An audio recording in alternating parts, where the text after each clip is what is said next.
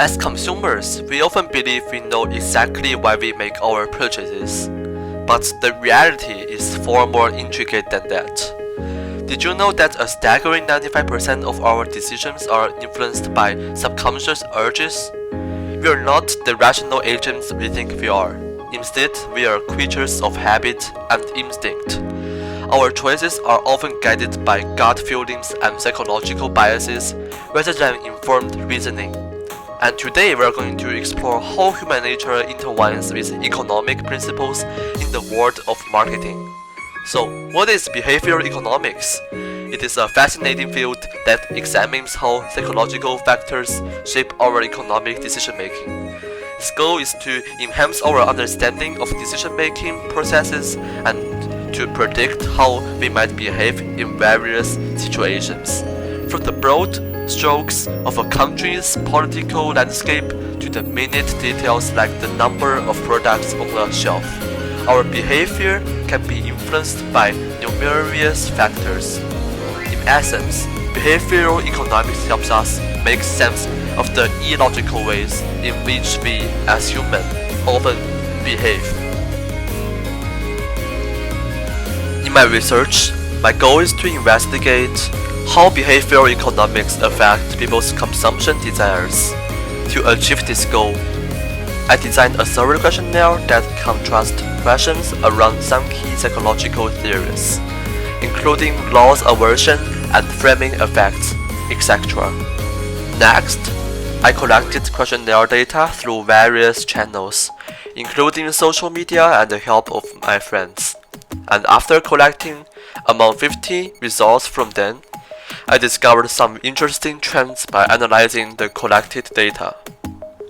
Many people are often influenced by different factors when facing choices, and next, I will analyze the reason why they choose a certain option depending on their situation and consideration. In the first scenario or first question, people have three options for answering the question. And if you choose the second option, ask my friend for more detail, there's another question for you to choose. The initial hesitation to trust friends' recommendation in the face of negative reviews demonstrates the power of social proof. People tend to conform the action of others, especially in uncertain situations. And the negative reviews act as a signal of the herd's opinion, influencing individual behavior even if personal connections suggest otherwise. The friend's dismissal of negative reviews as fake and the subsequent increase in people trusting the recommendation, though still a minority, hints at confirmation bias. People tend to favor information that conforms their existing beliefs. Those inclined to trust their friend might readily accept their explanation, reinforcing their initial predisposition.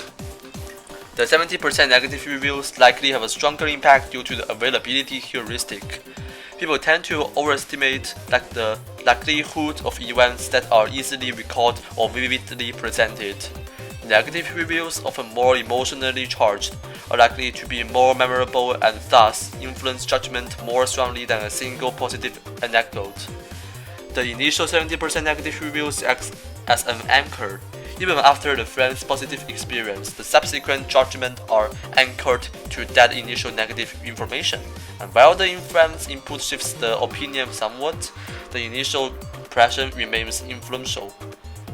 The scenarios highlight the tension between trust in social network, like the friend's recommendation, and trust in broader, anonymous sources, like online reviews. And it has also further demonstrated how the anchoring effect affects and promotes people's consumption desires when they have a stronger subjective consciousness. In the third scenario, three options are set for people to choose whether the customer was likely to buy which food. And this scenario exemplifies several behavioral economics principles. The buy one get one free promotion leverages the power of framing. While the advertised item is slightly more expensive, the free element makes the offer appear highly attractive, even if it lends to overspending compared to the original intent. And this relates to loss aversion, where the perceived loss of missing out on a free item outweighs the slightly higher cost. The data also reveals the influence of present bias, as the immediate gratification of a deal can overshadow the long-term benefit of sticking a budget or preference. And the distribution of responses shows that a significant portion of people, like 26%, are swayed by the promotion, opting for the advertised item despite their initial preference, and the larger group, 50% of people, stick with their original choice, indicating a resistance to the framing effect, potentially driven by stronger preference for the initial item or greater awareness of budgeting. And the remaining portion, like 24% of the people, chooses both, likely influenced by a desire to maximize perceived value and experience both options, which could be related to the diversification bias and the tendency to spread resources across options even when it might not be optimal. This scenario highlights how marketing tactics exploit cognitive biases to influence consumer behavior, even in simple choices like ordering food. In the first scenario, the item you like to purchase is discounted by half on Amazon, but its cost price is only 30% of the original price. And this scenario highlights how behavioral economics principles influencing purchasing decisions. The 50% discount coupled with the limited time offer creates a sense of scarcity and urgency, playing in on loss aversion. Consumers are driven to avoid the perceived loss of missing a deal, even if the product isn't a necessity. And the fact that the cost price is merely 30% of the original price amplifies the apparent saving, appealing to our tendency towards mental accounting. And we often focus on the discount relative to the original price, potentially overvaluing the deal and overlooking the actual cost.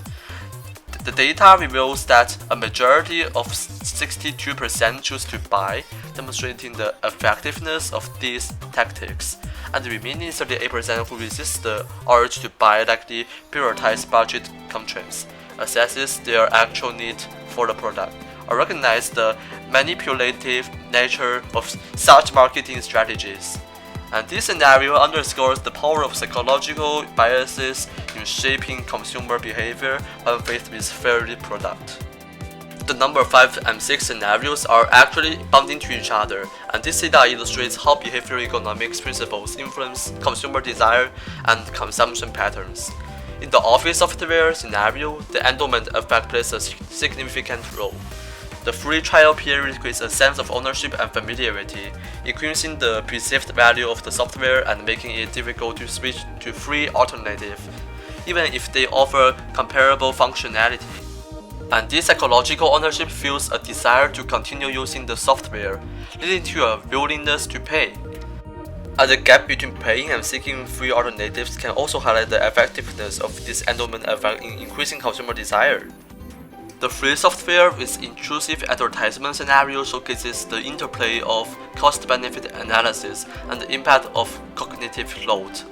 While the free aspect initially attracts users, the intrusive ads impose cost, like time, attention, and decreased computer performance.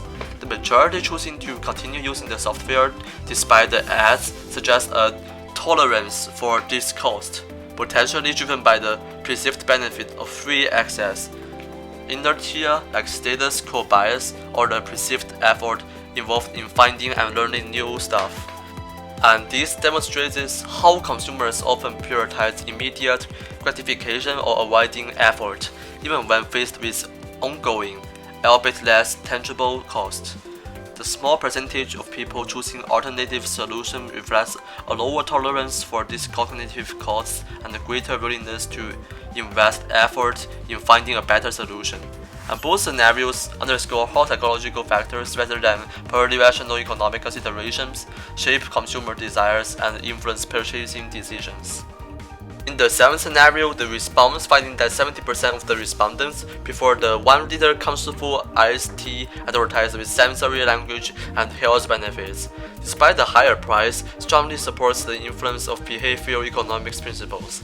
As previously discussed, the evocative imaginary and emphasis on minty, cozy, and frizzy, these three words create a positive frame and prime a sensory experience, making the product more appealing. And the highlighted absence of sugar, calories, and additives taps into loss aversion. While the 1-liter size acts as an anchor, making the 4.99 RMB price seem justifiable compared to the 5 ml bottle. And this and the perceived health benefit outweigh the marginal price increase, especially within the treatmental account. The 74% preference demonstrates how these psychological tactics effectively sway consumer choices, highlighting the power of framing and sensory cues over purely rational price considerations. In the final scenario, the data showing an overview mean preference like 81% for the annual Shutterstock plan offering 10 images per month for $29 compared to other options, demonstrates the influence of several behavioral economics principles on consumer decision-making. And firstly, the annual plan leverages the power of framing, while seemingly more expensive upfront, the significantly lower per image cost than the monthly no-contract option, like the $49 for 10 images frames it as a better value, even if the user doesn't need all 120 images over the year. And this perception of value outweighs the potential risks of overspending, a classic example of consumers prioritizing perceived gains over potential losses. And secondly, the stark contrast between the annual plan and the option to purchase only 2 images for the same price, like $29, highlights the anchoring effect. The annual plan's abundance of image anchors the perceived value, making the 2-image option appear drastically overpriced and undesirable, and even if a user's immediate need is limited. Finally, the annual plan taps into the endowment effect. The idea of having access to a large library of images creates a sense of ownership and potential, encouraging users to commit to the large purchase. And in essence, these ownership are potential, encouraging users to commit to the large purchase. And in essence, these findings illustrate how framing, anchoring, and the endowment effect can significantly influence consumer choices, even in seemingly rational decisions like purchasing stock images. After listening to my analysis, you may notice that I use some specific phrases or terminologies in my statement, such as anchoring effect. And in fact, all of these can be deeply reflected in my examples, and the definitions behind these phrases are also about understanding the principles of behavioral economics that stimulate consumer desire. Social proof. People often refer to the behavior and opinions of others when making consumption decisions. For example, in the first scenario, when faced with a product, a large number of negative reviews, such as 70% of people are criticizing, are like a powerful signal, making us hesitate even if we have friends recommending a product positively. Confirmation bias. Once we have a preliminary opinion on a product, such as tendency to trust recommendations from friends, we are most likely to accept information that supports this viewpoint. Friends who claim negative reviews are fake, those who already trust their friends will gladly accept them and strengthen their willingness to purchase. Availability heuristic. The tendency to estimate the likelihood or importance of something based on the difficulty level of an example we can think of. For example, in a TV show, you see everyone is using an iPhone, saying that how convenient and user-friendly it is. And then one day you saw an Apple store while shopping, and you would immediately think that everyone is using an iPhone because it is so easy to use and it is so good. Anchoring effect. The initial information we encountered, such as the initial price of a product or the proportion of criticizing, will become the anchor for our subsequent judgments. In the first scenario, even if friends have positive experiences, consumers' subsequent judgment are still influenced by 17% of negative reviews. Framing effect. The presentation of product information will greatly affect our desire to consume. For example, there's only half of the water in a cup. If you don't say it is half full but half empty, although the content of the information is actually the same, the feelings of the individuals are pretty different. And for another example, 2 cups of yogurt of the same quality, one with 20% fat and another one with 80% fat-free. Obviously, the expression with a larger number is more reassuring and more likely to be welcomed by people, although they are actually the same. Loss aversion and present bias. We often focus more on immediate gratification and overlook long-term benefits. In consumption, current promotional discounts can make us make impulsive purchases regardless of our budget. For example, Amazon always offers discounted products that appeal to your taste buds every day. And Chinese shopping platforms have significant discounts on products on June 18th or November 11th. And merchants always make a lot of money because the cost price is obviously much lower than the market price. And as same as present buyers, we often focus more on immediate gratification and overlook long-term benefits. And in consumption, current promotional discounts can make us make impulsive purchases regardless of our budget. Diversification bias. People tend to evenly distribute limited resources among a set of possibilities. It may lead us to choose diversity even if it doesn't align with our actual desires. For example, when waiting in line for 3 hours at a very popular restaurant before ordering, you must order everything that you find pleasing to the eye in order to live up to the value of your time. Mental accounting. We will divide different consumption into different accounts in our minds, which will affect our purchasing decisions. For example, we often pay attention to the comparison between product discounts and original prices, rather than the actual cost, or classify the product into a reward oneself account. Endowment effect and status quo bias. Once we develop a sense of ownership over a product, we tend to overestimate its value. After the free trial of the software, users are unwilling to switch to another free software due to their habits and sense of ownership, etc., and thus generating a desire to purchase, and usually accustomed to maintaining the status quo and unwilling to easily change our consumer choices. Cognitive load. The psychological burden of processing information can affect consumer decisions.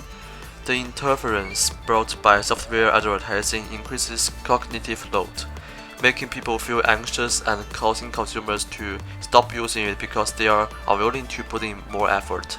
So usually some online shopping websites will make their user interfaces cleaner, and making consumers more willing to spend energy on purchasing and consumption. For conclusion, behavioral economics is actually very different from traditional economics. Traditional economics says that if there is urgent progress, productivity will increase, and if productivity increases, there will be an excess of products, and if there is an excess on products, capitalists will fight. But the reality is often not like this. For things like shoes that can be produced on assembly lines, their design steps and costs should have been transparent a long time ago, but the amount is tens of thousands of dollars per pair. So this is definitely in conflict with traditional economic theories. So sometimes we are all triggered by capitalists who set anchor points in our hearts and subtly make us accept these prices. You will find that merchants always give abstract concepts to their products. If you use these cosmetics, you are a successful woman in the new era. After drinking this cup of coffee, you're an extremely elegant and successful person. Wearing these shoes, you're the trendiest boy on the street. You gave this diamond and your love is internal. Diamonds can be now artificially manufactured. And when you get married, you have to spend tens of thousands of dollars to buy such a diamond. And what you are buying is not a diamond but a symbol, and this is what merchants hope for. So I hope you won't be brainwashed by merchants in the future and always recognize what you really want and really need. And this video ends here. Thank you for watching.